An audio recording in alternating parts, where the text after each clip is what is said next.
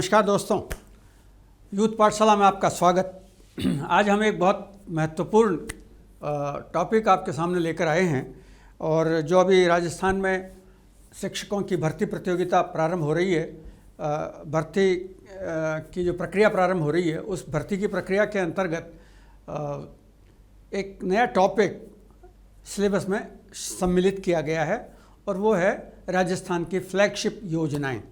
तो आज हम उस पर चर्चा करेंगे, बातचीत करेंगे और मैं चाहता हूं कि आप इसको ज़रूर देखें, सावधानीपूर्वक इसको सेव करें और आप अपने नॉलेज को अपडेट करें कि फ्लैगशिप योजना क्या होती है और फ्लैगशिप योजनाएं राजस्थान में कौन कौन सी हैं। और ये नया टॉपिक है और अभी जो प्रतियोगी परीक्षाओं की जो सामग्री है अभी तक उनमें शामिल नहीं था, ये वहाँ देखने को नहीं मिलेगा। नई किताबें जब आ जाएंगी तो उसमें आ जाएगा। हमारी भी पुस्तक आ रही है आपके सामने आरबीडी की, उसमें भी आप देख पाएंगे उसको। तो दोस्तों, ये जो सिलेबस है फ्लैगशिप वाला, इसमें क्या क्या स्कीम है और इस पर हम बातचीत करेंगे। लेकिन सबसे पहले हम बात कर रहे हैं वो ये कि आखिर फ्लैगशिप होता क्या है। पहले इस शब्द से बात शुरू करेंगे। हम इस बात को शुरू करें, लेकिन उससे पहले एक थोड़ी सी रोचक चर्चा। 5 बच्चे खड़े हुए थे, 5 युवक खड़े हुए थे और उनमें झंडे को पकड़ रखा था और एक राष्ट्रीय ध्वज पकड़े हुए थे, तिरंगा झंडा। तो उसमें वो आपस में एक दूसरे से मनोविनोद कर रहे थे। तो एक युवक ने कहा कि इस झंडे में तुम्हारा क्या है? तो उस युवक ने कहा कि जो केसरिया रंग है इसमें वो मेरा है, केसरिया रंग की पट्टी मेरी है। दूसरे ने कहा तुम्हारा क्या है इसमें? तो दूसरे ने कहा कि इसमें जो सफ़ेद रंग है और सफ़ेद रंग की जो पट्टी है वो मेरी है। तीसरे ने कहा तुम्हारा क्या है इसमें? तीसरे से पूछा तो उसने कहा इसमें जो हरे रंग है और हरे रंग की जो पट्टी है वो मेरी है। चौथे से पूछा तुम्हारा क्या है इसमें? तो उसने कहा कि जो चक्र है ये चक्र मेरा है। तो अब 4 युवकों के लिए झंडे का पूरा विश्लेषण हो गया और पूरे अलग अलग हिस्सों पर उन्होंने अपना अपना बता दिया कि इसमें ये चीज़ मेरी है। अब एक युवक खड़ा रह गया अकेला। उससे पूछा भैया तुम्हारा क्या? झंडे में सब चीज़ें तो ध्वज में सब चीज़ें तो वितरित हो गई, इन्होंने अपने अपने दावे बता दिए इस पर। तो 5वें युवक से पूछा तुम्हारा क्या है? तो उसने युवक ने कहा कि इस झंडे में जो डंडा है वो मेरा है। तो दोस्तों, ये जो फ्लैगशिप का जो डंडा है ना वो आपका है। इस डंडे को पकड़ के रखिए तो फिर ये जो बाकी सारा ध्वज है और ये ध्वज पताकाएं हैं वो सब आपकी होने वाली हैं और प्रतियोगी परीक्षाओं में भी फिर आप ही की फतह होने वाली है। क्योंकि जब आप ध्वज को ठीक से पकड़ लेंगे, झंडे को ठीक से पकड़ लेंगे और ध्वज पताकाओं को ढंग से पकड़ लेंगे तो उन योजनाओं को भी समझ लेंगे और अच्छे से काम कर पाएंगे। लेकिन ये शब्द आया कहाँ से? सवाल उठता है कि फ्लैगशिप योजना जो है वो आई कहाँ से थी।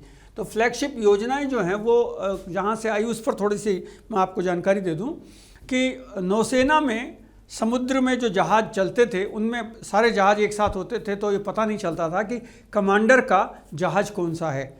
और इसलिए कई बार ऐसी गफलत होती थी कि वो जहाज़ इधर उधर भटक जाते थे और कोई एक सुनिश्चित निर्देश का पालन नहीं हो पाता था। तो वहाँ से इसकी शुरुआत हुई और जो मुखिया था, यानी जो हेड था, जो कमांडर था, उस कमांडर ने अपने ध्वज पर, अपने जहाज़ पर ध्वज लगाया, झंडा लगाया और ये बताया कि ये कप्तान का जहाज़ है। और इस तरह से ये फ्लैगशिप, शिप मानी जहाज़ होता है, तो कप्तान के जहाज़ पर जो झंडा लगा वहाँ से ये शब्द निकला फ्लैगशिप। लेकिन अगर आप इससे थोड़ा और पहले चलेंगे तो आपको पता ही लग जाएगा कि फ्लैगशिप जो फ्लैग है, ये जो झंडा है, जो पताका है, वो हमारे यहाँ तो सदियों से बल्कि हज़ारों साल पुराना इसका इतिहास मौजूद है। और हमारे मंदिर, मस्जिद, गिरजाघर और हमारे जितने भी धार्मिक स्थान थे उन सब में ध्वज लहराया जाता था, पताकाएं लहराई जाती थी। फिर जो जुलूस निकलते थे और जो कुंभ आयोजन होता था उसमें भी विभिन्न जो धार्मिक जुलूस निकलते थे उनमें भी ध्वज पताकाएं फहराई जाती थी।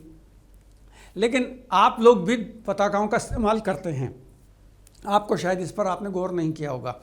आपने बाज़ार से बहुत बार ग्रीन, येलो, पिंक, रेड, अलग अलग कलर की वाइट पेपर स्ट्रिप्स खरीदी होंगी, या बच्चे आजकल खरीद कर लाते हैं पेपर स्ट्रिप्स चिपकाने वाली। तो वो क्या करते हैं बच्चे कि अपना जो पढ़ाई कर रहे होते हैं या अपना कोई चीज़ फोकस करना होता है, उनको ध्यान करना होता है, तो वो उस पेज को खोलते हैं और एक ग्रीन रंग की स्ट्रिप उसके बाहर निकलती हुई चिपका देते हैं ताकि दोबारा कभी देखना हो तो उसको खोलकर देख सकें।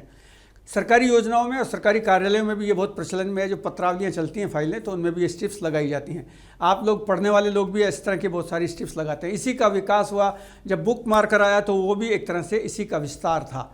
तो ये फ्लैग जो है वो अभी हमने सबने आपने देखा ही, अभी अपने 13 से 15 अगस्त तक पूरे देश में झंडा जिस तरह से हमने घर घर लगाया था, हर घर तिरंगा झंडा लहराया गया था, तो वो जो फ्लैग हैं वो लहराए गए थे।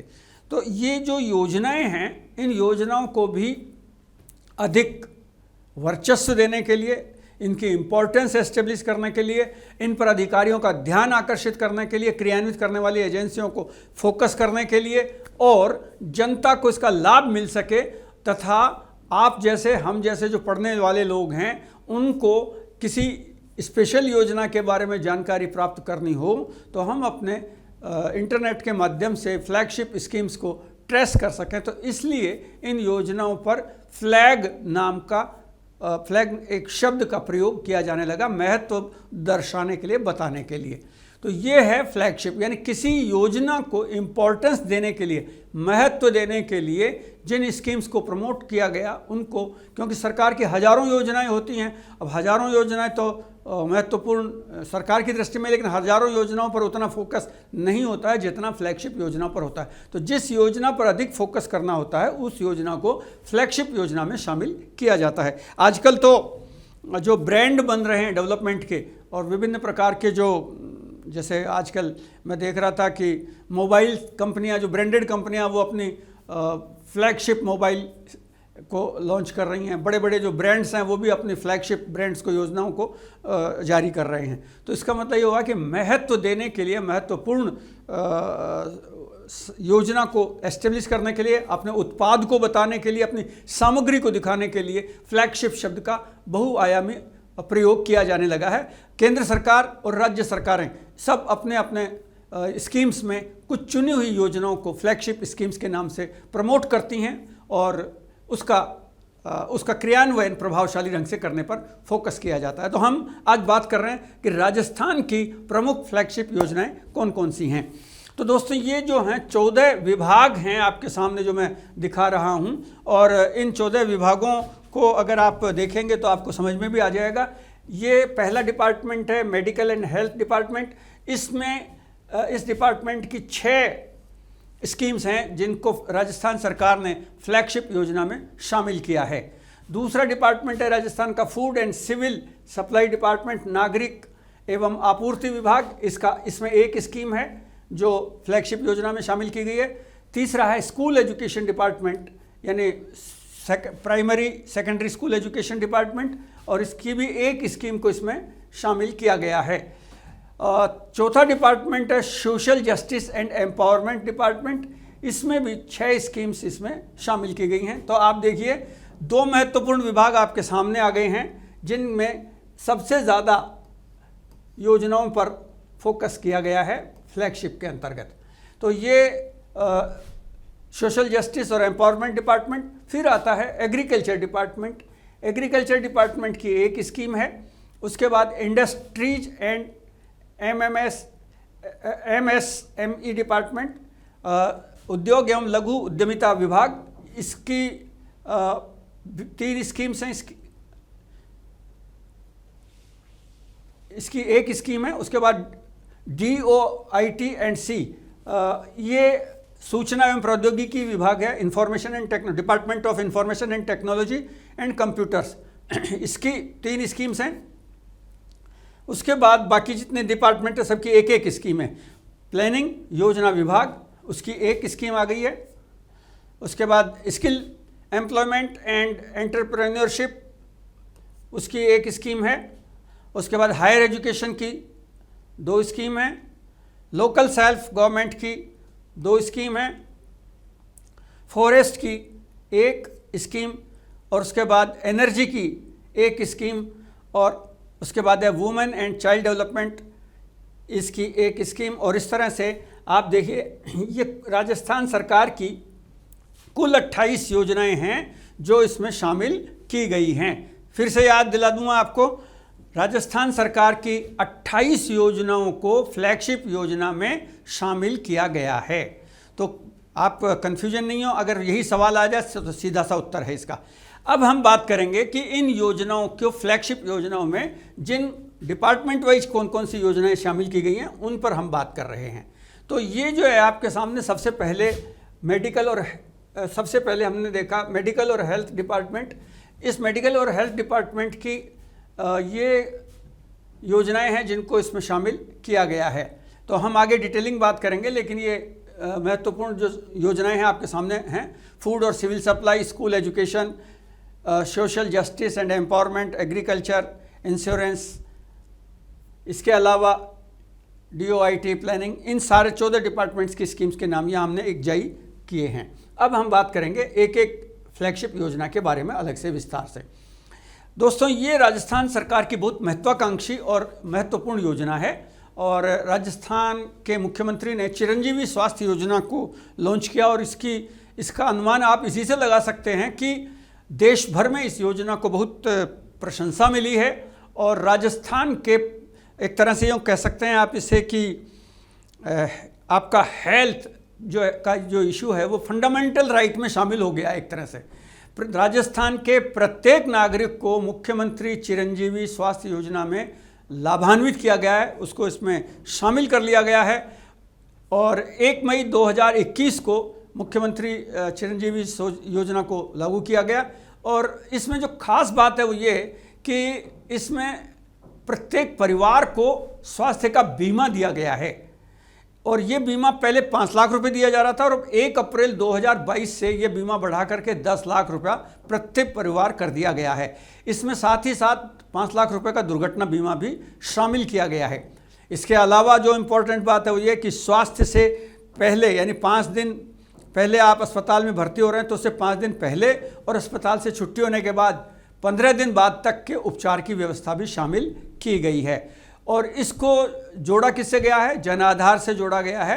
जन आधार से जोड़ने के बाद व्यक्ति परिवार इसमें जुड़े हैं और जो लाभार्थी परिवार हैं उन लाभार्थी परिवारों में इसमें उनको सबको इसमें शामिल किया गया है।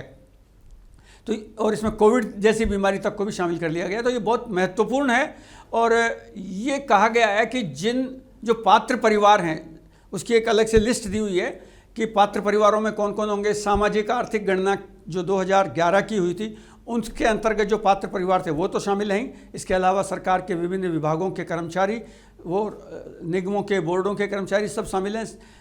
संविदा पर काम करने वाले लोग भी शामिल हैं। इसके अलावा सीमांत कृषकों को भी इसमें शामिल किया गया है। निराश्रित और असहाय परिवारों को भी इसमें जोड़ा गया है। तो ये पात्र परिवारों की बात। लेकिन जो इसके अलावा रह गए हैं पात्र परिवार, उनमें 50% प्रीमियम देकर, यानी टोटल प्रीमियम है 1700 रुपया, तो 1700 रुपये में से 850 रुपये का भुगतान करके शेष बचे हुए लोग भी इसमें शामिल हो सकते हैं। और आपको मैं बता दूं कि अब तक राजस्थान में 1,33,00,000 परिवार इसमें पंजीकृत हो चुके हैं और सरकार ने अब तक निःशुल्क इलाज पर तकरीबन 2,500 करोड़ रुपया इस पर खर्च कर दिया है। कैशलेस स्कीम है और सरकारी स्कूलों के सरकारी अस्पतालों के साथ साथ इसमें प्राइवेट हॉस्पिटल्स को भी बड़ी संख्या में शामिल कर लिया गया है। तो ये जो योजना ये बहुत महत्वपूर्ण है और इस योजना के अंतर्गत अभी तक करीब 1,000 से ज़्यादा प्राइवेट हॉस्पिटल शामिल हो गए और उनकी संख्या लगातार बढ़ रही है। तो ये जो है ये हुई चिरंजीवी स्वास्थ्य योजना की बात और राजस्थान का गौरव है ये। और राजस्थान के रेफरेंस में इस पर बहुत सारे सवाल आते हैं, इसलिए बहुत सावधानी से इसको आप पढ़ते हुए चलें, देखते हुए चलें। उसके बाद है मुख्यमंत्री निःशुल्क जांच योजना। ये बहुत महत्वपूर्ण है। अभी तक जांचों का काम बहुत कठिन था और लोगों को इस पर बहुत पैसा खर्च करना पड़ता था और आजकल आप जानते ही हैं डॉक्टर्स हर छोटी से छोटी बीमारी के लिए भी जांच लिखते हैं, क्योंकि वो चाहते हैं कि कोई अनावश्यक दवा न दी जाए और ट्रायल एंड एरर नहीं हो कि कोशिश करते हैं, फिर गलती हो गई, फिर दूसरी दवा दे दें, फिर गलती हो गई, फिर तीसरी दवा। अब साइंस और टेक्नोलॉजी बहुत आगे बढ़ गई है, तो निःशुल्क सरकार ने जांचों को प्राथमिकता दी और निःशुल्क जांच योजना प्रारंभ की गई थी 2013 में और उसके बाद इसको लगातार अपडेट किया जा रहा है। और अभी जो वर्तमान समय में भी सरकार के सभी अस्पतालों में और इसके अलावा भी जो प्राइवेट सेंटर्स हैं वहाँ पर भी इसको लागू कर दिया गया है। तो निःशुल्क जांच योजना भी फ्लैगशिप योजना में शामिल है। उसके बाद है निरोगी राजस्थान अभियान। निरोगी राजस्थान अभियान ये 2019 में योजना प्रारंभ हुई थी और इसको सामूहिक रूप से सभी के लिए इसको लागू किया गया है। और ख़ास तौर पर राजस्थान ठीक रहे, राजस्थान के लोगों का स्वास्थ्य बेहतर रहे, इस बात पर बहुत फोकस किया गया है। इसलिए इस कार्यक्रम के अंतर्गत परिवार कल्याण कार्यक्रम, वृद्धावस्था में स्वास्थ्य की देखभाल, महिला का स्वास्थ्य, किशोर स्वास्थ्य, संचारी रोग, संचारी का मतलब समझ रहे हैं ना आप, जिनका संचरण हो जाता है, जैसे अभी कोरोना फैला था, फैलने वाले रोग, गैर संचारी रोग जो फैलने वाले नहीं हैं लेकिन वो किसी एक व्यक्ति में आ जाता है या वो बड़ी संख्या में फैल जाए, जैसे वातावरण में कोई कीटाणु व्याप्त हो जाए या खाने पीने की किसी वस्तु में। टीकाकरण, वयस्क टीकाकरण, व्यसन रोग, खाद्य पदार्थों में मिलावट और प्रदूषण, ये सब चीज़ें इसमें शामिल की गई हैं। खाद्य पदार्थों में मिलावट पर मैं आपको याद दिला दूं कि राजस्थान में शुद्ध के लिए युद्ध भी टास्क फोर्स में शामिल किया गया है, उसको भी आप फोकस कर लें, देख लें उसको भी आप। यानी जगह जगह पर जो खाने पीने की वस्तुओं में मिलावट हो रही है तो उसको जगह जगह सरकार, स्वास्थ्य विभाग उस पर छापेमारी करता है और उसमें जो सैंपल गलत पाए जाते हैं जांच में, उसके बाद उन पर कानूनी कार्यवाही की जाती है। आप को इस पर ध्यान रखने की भी आवश्यकता है, वैसे निजी ज़िंदगी में भी ध्यान रखने की आवश्यकता है कि मिलावटी वस्तुओं के प्रति बहुत सावधान रहें और अगर कहीं कोई आपको शिकायत है तो संबंधित विभाग तक अपनी शिकायत को ज़रूर पहुंचाएं। इस अभियान के अंतर्गत राजस्व गांवों को स्वेच्छा से 2 स्वास्थ्य मित्र, एक महिला एक पुरुष का प्रशिक्षण करके और उनको लगभग 1 लाख लोगों को प्रशिक्षण दिया जा चुका है और ये लोग गाँव में काम कर रहे हैं। नेक्स्ट स्कीम है बहुत इम्पोर्टेंट और वह मुख्यमंत्री निःशुल्क दवा योजना। ये बहुत इम्पोर्टेंट योजना है और इस योजना की जो खास बात है वो ये है कि ये योजना 2011 में शुरू हुई और राज्य सरकार और केंद्र सरकार के संयुक्त प्रयास से इस योजना को लागू किया गया है। 40% शेयर इसमें, 40% शेयर राज्य सरकार का और 60% केंद्र सरकार का होता है। 40% शेयर ये तो है राज्य सरकार का।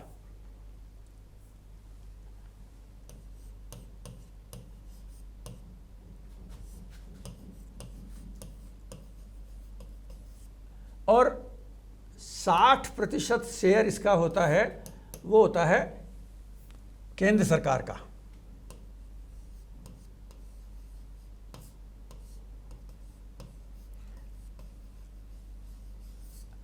तो ये आपको ध्यान रखने की आवश्यकता है। 40-60 का रेशो है इसमें।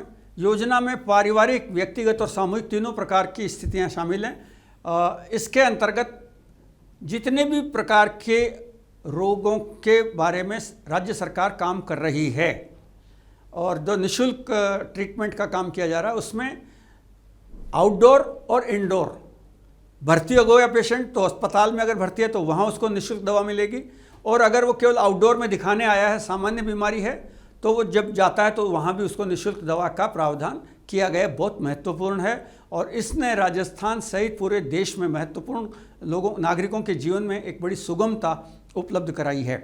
तो इस पर, इस योजना पर 2021-22 और 22-23 का अगर आप डिटेलिंग देखेंगे तो 2021-22 में इस पर 1210 करोड़ रुपए खर्च हुए थे और 22-23 में इस पर अप्रैल तक ही की इंफॉर्मेशन है, अभी तक 120 करोड़ रुपया इस पर खर्च हो चुका है और अनुमानतः है इस वर्ष 2000 करोड़ रुपया राज्य सरकार इस पर खर्च करेगी, दोनों स्कीमों में मिला के।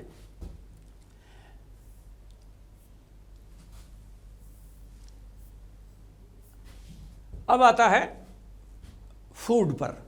ये एक बहुत महत्वपूर्ण योजना है और आपको पता ही है 1 रुपये किलो गेहूं देने की ये पारिवारिक योजना है। परिवार के लोगों को खास तौर पर कोविड में इसकी बहुत इंपॉर्टेंस हमको दिखाई दी थी। इस योजना में राज्य सरकार ने एक बड़ी ज़बरदस्त काम किया और राष्ट्रीय खाद्य सुरक्षा योजना के अंतर्गत जो लाभार्थी थे, अंत्योदय वाले, बीपीएल वाले और स्टेट बीपीएल वालों को इसके अंतर्गत 1 रुपये किलो गेहूं उपलब्ध कराया जा रहा है। ध्यान रखिएगा, राष्ट्रीय खाद्य सुरक्षा योजना के अंतर्गत राशन कार्ड पर, इस योजना के अंतर्गत 35 किलोग्राम प्रति राशन कार्ड बीपीएल और स्टेट बीपीएल लाभार्थियों को 5 किलोग्राम प्रति यूनिट 1 महीने के लिए 1 किलो गेहूं 1 रुपये में दिया जा रहा है।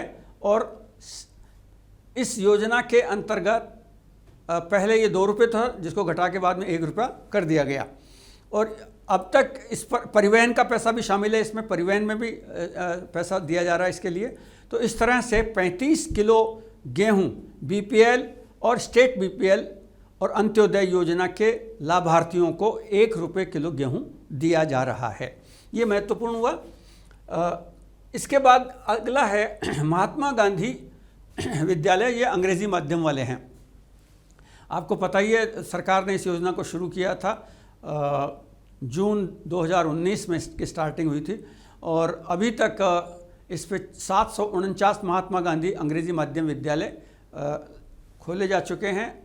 और ये पहले थोड़ी भ्रांतियां थी, उन भ्रांतियों को अब ठीक कर दिया गया है और अब सरकार ने इसको एक पूरा सिस्टमेटिक डेवलपमेंट कर दिया। प्राथमिक कक्षाओं से इसकी शुरुआत हुई है, प्राइमरी क्लासेस से। पहले ये सूचनाएं आई थी कि साहब क्लास 1 से लेकर 12 तक अंग्रेजी माध्यम के स्कूल होंगे, वो होंगे लेकिन वो धीरे धीरे करके क्रमोन्नत होंगे। और अभी इस संबंध में अभी तक जो इन्फॉर्मेशन थी उसके अलावा अब जो नए और स्कूल इसमें शामिल हो गए, तो राज्य में अब तक लगभग 2500 से ऊपर अंग्रेजी माध्यम के स्कूल प्राथमिक उच्च प्राथमिक स्तर पर खोले जा चुके हैं।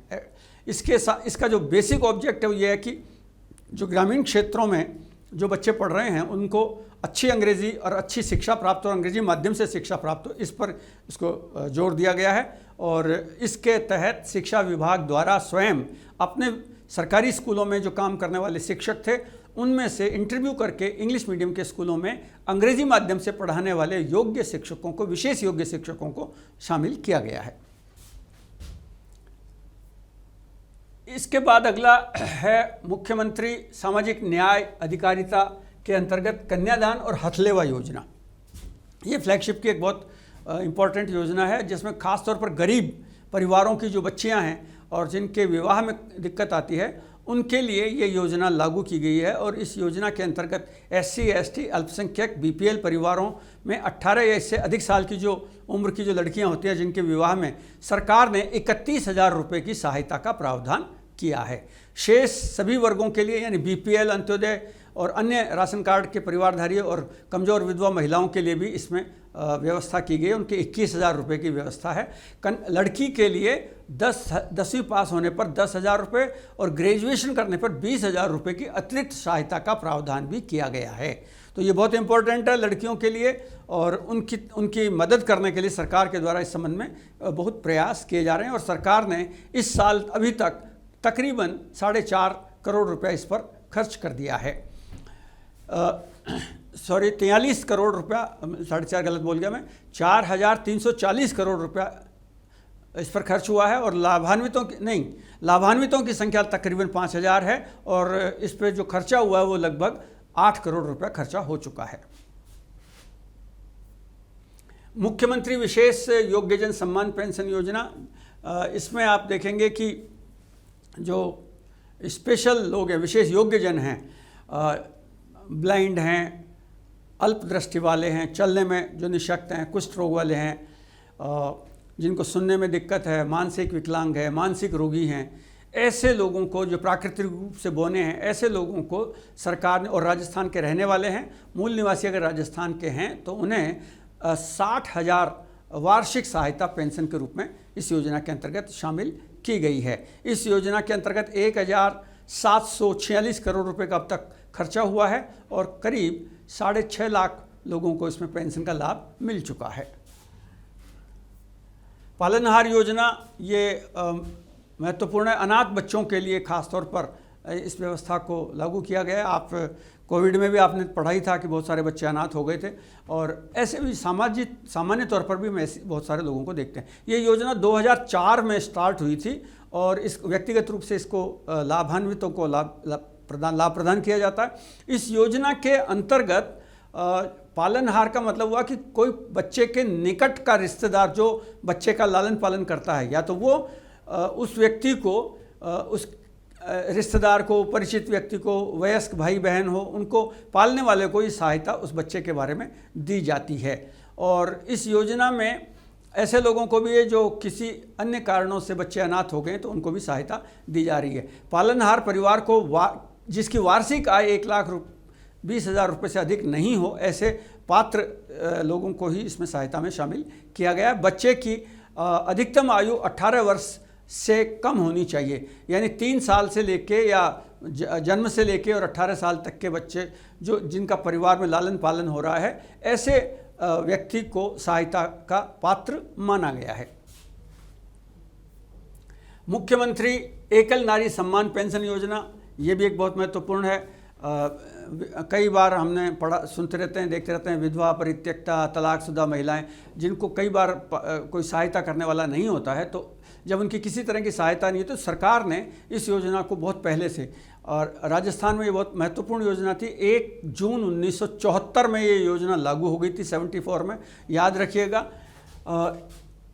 1 जून 1974, ये महत्वपूर्ण है। 3 डेट्स इसकी याद रखिएगा। 1 जून 1974 को ये हुआ था, लाभ किया गया, प्रारंभ किया गया था, और इसमें समाज के बहुत सारे वर्गों को इसमें शामिल किया गया, और धीरे धीरे करके इनकी जो पात्रता सूची थी उसको बढ़ाते चले गए, और अब इनको 1000 रुपया प्रतिमाह की इनको सहायता जो शुरू हुई थी वो बाद में बढ़ा करके 1500 रुपये तक कर दी गई है। और इस योजना के अंतर्गत 6597 करोड़ रुपए अब तक खर्च हो चुके हैं पिछले साल, और 17,45,000 महिलाओं को लाभान्वित किया जा चुका है। ये महत्वपूर्ण है इस योजना का भाग। मुख्यमंत्री वृद्धजन सम्मान पेंशन योजना, ये 55 साल या उससे अधिक उम्र के जो महिलाएं हैं, 55 या 58 साल के पुरुष और 55 साल की महिला, उनको वृद्धजनों को इसमें शामिल किया गया है। जिन स्त्री पुरुषों की कोई नियमित आय नहीं है, रेगुलर इनकम नहीं है, कोई पेंशन नहीं है, कोई वेतन नहीं है या कहीं से भी, तो ऐसे लोगों को इसमें शामिल किया गया है। इसके अलावा BPL, अंत्योदय, अस्थायी कार्डधारी, शहरिया, कथोड़ी, खैरवा जनजाति के लोग, इनको भी इन लोगों को इस शर्त से छूट दी गई है। यानी 55 और 58 वाली जो उम्र की बात हम कर रहे थे उससे छूट दी गई है। योजना के अंतर्गत 75 साल से कम आयु के पेंशनर्स को 750 रुपया और उससे ऊपर वालों को 1000 रुपया पेंशन दी जा रही है। इस योजना के अंतर्गत 16,887 करोड़ रुपए अब तक खर्च हो चुके हैं इसमें पिछले साल, और 53 लाख से ज़्यादा पेंशनर्स को लाभान्वित किया जा चुका है।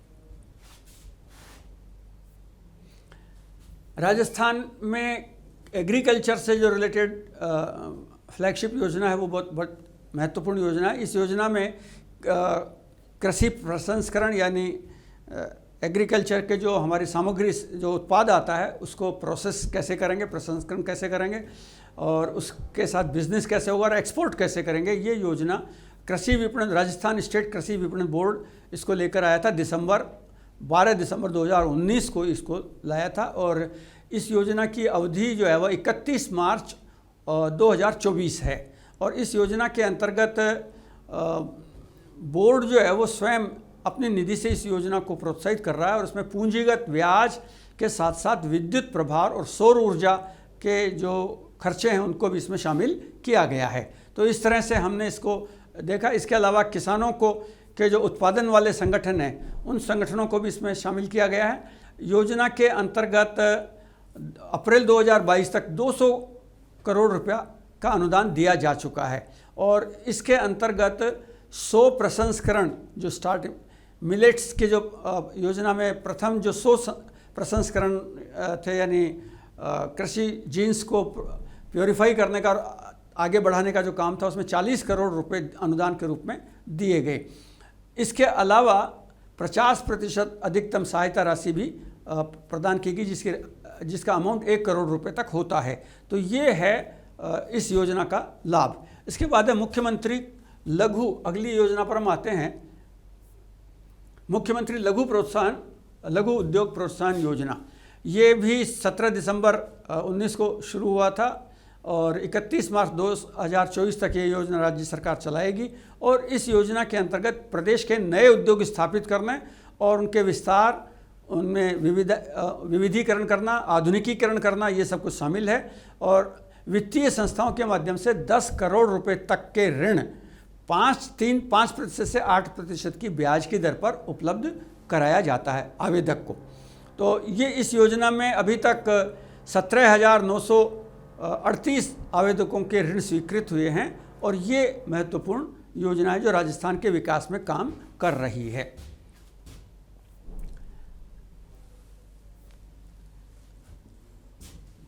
अगली जो योजना है वो भी एग्रीकल्चर से रिलेटेड है, उद्योग विभाग से संबंधित है, और वो है MMME अधिनियम के अंतर्गत स्वयं प्रमाणीकरण योजना।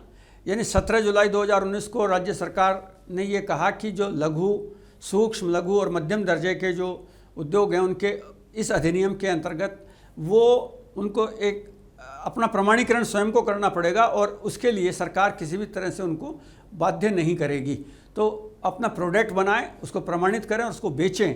इस योजना का महत्वपूर्ण है, यानी कोई विभाग उस पर किसी भी प्रकार के निरीक्षण इत्यादि का काम नहीं करेगा। तो छोटे उद्योगों को प्रोत्साहन, क्योंकि सरकारी कामकाज की एक बात होती है कि अगर सरकार किसी काम को करती है ना तो फिर बाद में रुकावटें पैदा होना शुरू हो जाती हैं। इंस्पेक्टर वगैरह जाते हैं तो तकलीफ में आ जाते हैं किसान या उद्योग लोग। राजस्थान निवेश प्रोत्साहन योजना, इन्वेस्टमेंट के लिए आप जानते ही हैं, ये तो सबको कहने की आवश्यकता ही नहीं है। सरकार, केंद्र सरकार हो या राज्य सरकार, सभी सरकारें लगातार इन्वेस्टमेंट पर बहुत अधिक बल दे रही हैं और राजस्थान में इन्वेस्टमेंट स्कीम्स लगातार आयोजित होती जा रही हैं। इसमें कृषि भूमि का रूपांतरण करना या बिजली पानी के कनेक्शन देना या करों में छूट देना, ये सब इन्वेस्टमेंट की स्कीम्स के अंतर्गत शामिल हैं और इस पर अब बहुत विस्तार से आप अखबारों में पढ़ते भी रहते हैं। मुख्यमंत्री युवा संबल योजना, ये बहुत महत्वपूर्ण है।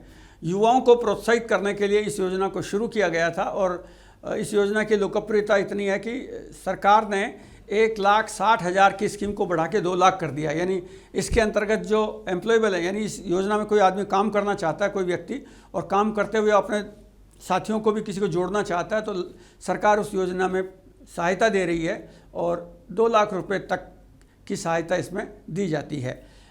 इनको ट्रेनिंग दिलवाई जाती है और इंटर्नशिप दे करके और फिर लोगों को, बेरोज़गार लोगों को इसमें लाभान्वित किया जा रहा है। और अब तक करीब इसमें 4,83,622 पात्र जो बेरोज़गार थे उनको भत्ता स्वीकार किया जा चुका है। 4,83,622 बेरोज़गार पात्रों को भत्ता स्वीकार किया जा चुका है। कालीबाई भील मेधावी छात्रा स्कूटी योजना, जो लड़कियां पढ़ने लिखने में होशियार हैं, सरकार ने उनको बहुत मदद की है और डूंगरपुर ज़िले की के नाम जो कालीबाई भील थी, जिसने शिक्षा के लिए अपना बलिदान दे दिया था, उसके नाम से ये योजना चल रही है। आपको ये इसकी स्टोरी भी पता होनी चाहिए, ये कालीबाई कौन थी और ये कैसे इसके नाम शिक्षा पर क्या बलिदान दिया था, वो आगे किसी एपिसोड में हम चर्चा करेंगे, लेकिन आप पढ़िएगा इसको, इस पे सवाल भी बनते हैं और कई बार आते हैं। राजस्थान में राजकीय और निजी विद्यालयों में जो कक्षा 12 तक की जो लड़कियां पढ़ रही हैं उनके लिए इस योजना में प्रतिस्पर्धी बनाने के लिए इस योजना में ये स्कूटी योजना, कालीबाई भील योजना को शामिल किया गया है।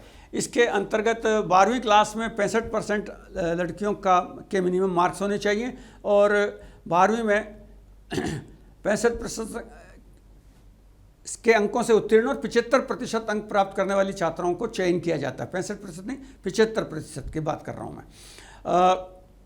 स्कूल शिक्षा के अंतर्गत ये बहुत महत्वपूर्ण है और अभी तक इस योजना में 3,943 स्कूटीज बांटी जा चुकी हैं।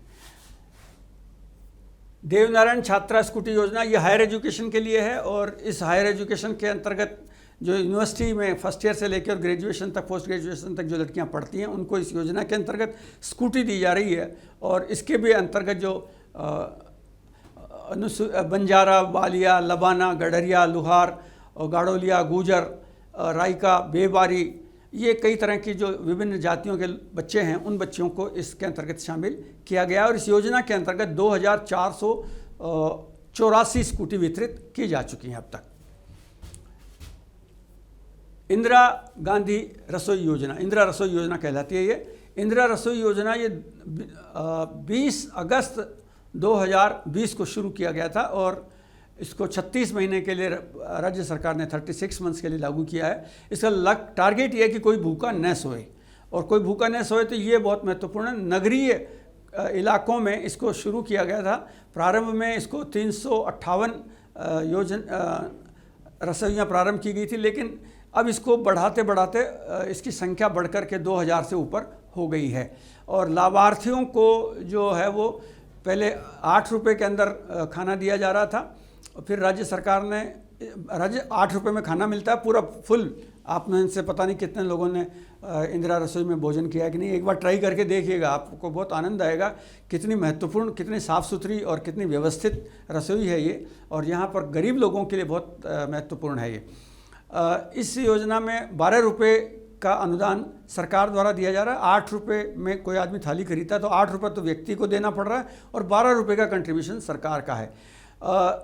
फिर अभी 1 जनवरी 2022 को सरकार ने इसमें थाली में जो अपना कंट्रीब्यूशन था उसको बढ़ा के और 17 रुपया कर दिया है, क्योंकि महंगाई बढ़ने से उसकी कॉस्ट बढ़ गई, तो 25 रुपये के लगभग थाली पड़ रही है। तो उससे तो 8 ही रुपये लिया जा रहा है, लेकिन अब ये 25 रुपये की थाली है। तो इस तरह से, और जन सहयोग के माध्यम से भी इसमें सहयोग के अंतर्गत बहुत सारे लोग बढ़ चढ़ कर इसमें योगदान दे रहे हैं। 250 करोड़ रुपये अब तक इस पर प्रतिवर्ष खर्च हो रहा है। घर घर औषधि योजना, ये बड़ी महत्वपूर्ण है। घर घर औषधि योजना अभी ये नई शुरू हुई थी, 1 अगस्त 2021 को इसको शुरू किया गया था। और इसमें ख़ास तौर पर जब ये बीमारियों का प्रकोप ज़्यादा चल रहा था तो उसके अंतर्गत घरों में तुलसी, गिलोय, अश्वगंधा और कालमेघ जैसे जो औषधीय पौधे हैं ये पहुंचाए गए थे। और इसके अंतर्गत 1 करोड़ 26 लाख परिवारों को लाभान्वित किया गया और सरकार ने लगभग 5.5 करोड़ रुपया इस पर खर्च किया है। मुख्यमंत्री किसान मित्र ऊर्जा योजना, ये बहुत महत्वपूर्ण है। मुख्यमंत्री जी ने जो हमारे किसान हैं, उपभोक्ता, उनको बिजली से संबंधित कठिनाइयाँ न हो इसलिए अनुदान की राशि भी उनको बढ़ाई गई और 12,000 रुपये तक अनुदान उनको प्रतिवर्ष दिया जाने लगा। इस योजना से बड़ी संख्या में लोगों को सहायता मिली है और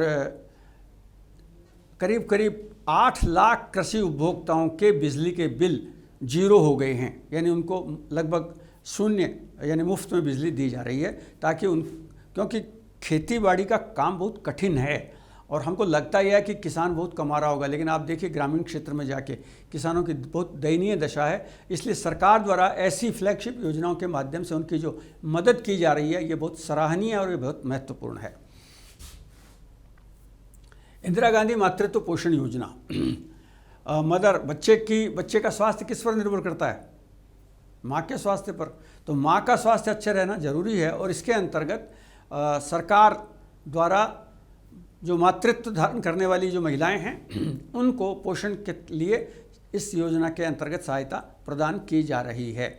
मुख्यमंत्री जी ने 2021 में राज्य के 5 जिले, जिनमें खासतौर नाम बता देता हूं मैं, 4 तो जनजातीय जिले हैं, प्रतापगढ़, डूंगरपुर, बांसवाड़ा और उदयपुर, इन जिलों को इसमें शामिल करके प्रारंभ किया था। फिर बाद में इस योजना का सभी 33 जिलों में विस्तार कर दिया गया इसी साल, यानी 22-23 में इसको सारे ही जिलों पे लागू कर दिया गया है। इस योजना के अंतर्गत दूसरी संतान से गर्भवती माताओं को भी 5 चरण में 6,000 रुपये की सहायता प्रदान की, नगद सहायता दी जा रही है, यानी वो अच्छा खाना पीना उनका अच्छा हो सके इसके लिए सहायता दी जा रही है। और ये पूरी की पूरी योजना पेपरलेस है, इसमें कहीं आवेदन करने की आवश्यकता नहीं पड़ती है। स्वास्थ्य विभाग स्वयं जैसे ही महिला का रजिस्ट्रेशन होता है उसके साथ ही ऑटोमेटिक उसको इसका लाभ देना शुरू कर दिया जाता है। जन आधार योजना राजस्थान की, ये आपको पता ही है।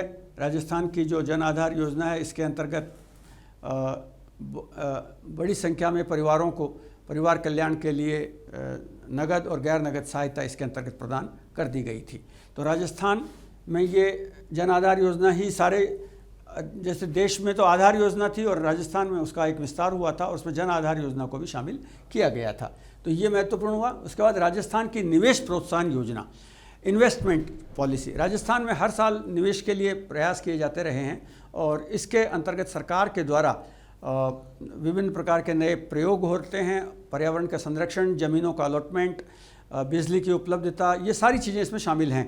तो जो इन्वेस्टर आता है उस इन्वेस्टर को कैसे वो ज़्यादा कानूनी पचड़ों में नहीं पड़ना चाहता, वो चाहता है मैं अपना पैसा तो लगा दूंगा।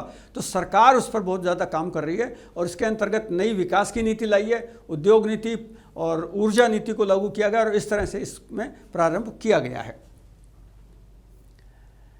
ये तो हमने राजस्थान सरकार की जो इन्वेस्टमेंट स्कीम्स थी, फ्लैगशिप स्कीम्स थी, उनके बारे में बात की। अब हम बात कर रहे हैं कुछ राष्ट्रीय स्कीम्स के बारे में। राष्ट्रीय स्तर पर खाद्य सुरक्षा मिशन लागू किया गया और इसके अंतर्गत किसानों को विभिन्न प्रकार की सहायता, जिसमें उर्वरक, सिंचाई, पंप सेट इत्यादि दिए जा रहे हैं। और ये 2018-19 से ये स्कीम लागू हुई थी। राजस्थान के 10 जिलों में बाजरे की जहाँ फसलें होती हैं वहाँ शुरू हुआ, फिर बाद में इसका विस्तार हुआ और अन्य जिलों में भी इसको ले जाया गया। कृषि विस्तार योजना के अंतर्गत प्रौद्योगिकी का भी शामिल, टेक्नोलॉजी मिशन को भी इसमें शामिल किया गया है। उसके बाद आती है सौभाग्य योजना। ये सौभाग्य योजना ग्रामीण क्षेत्रों में जो बिजली की उपलब्धता नहीं थी वहाँ उपलब्धता कराने का काम इसके माध्यम से किया गया है और ये बहुत महत्वपूर्ण योजना है। तो भारत सरकार की योजनाओं भी फ्लैगशिप योजनाओं के अंतर्गत हमने कुछ चुनी हुई योजनाओं पर यहाँ प्रस्तुति दे रहे हैं आपके सामने। राष्ट्रीय बाल स्वास्थ्य कार्यक्रम, बच्चों के हेल्थ को लेकर के भारत सरकार ने जो योजना बनाई थी, PMY, एक प्रधानमंत्री बाल स्वास्थ्य योजना कहलाती है ये, और इसके अंतर्गत बच्चों को अनेक प्रकार की जांचें मुफ्त की गई हैं और उनके साथ साथ उनके इलाज भी सुनिश्चित किए गए हैं। फिर आता है आयुष्मान भारत योजना।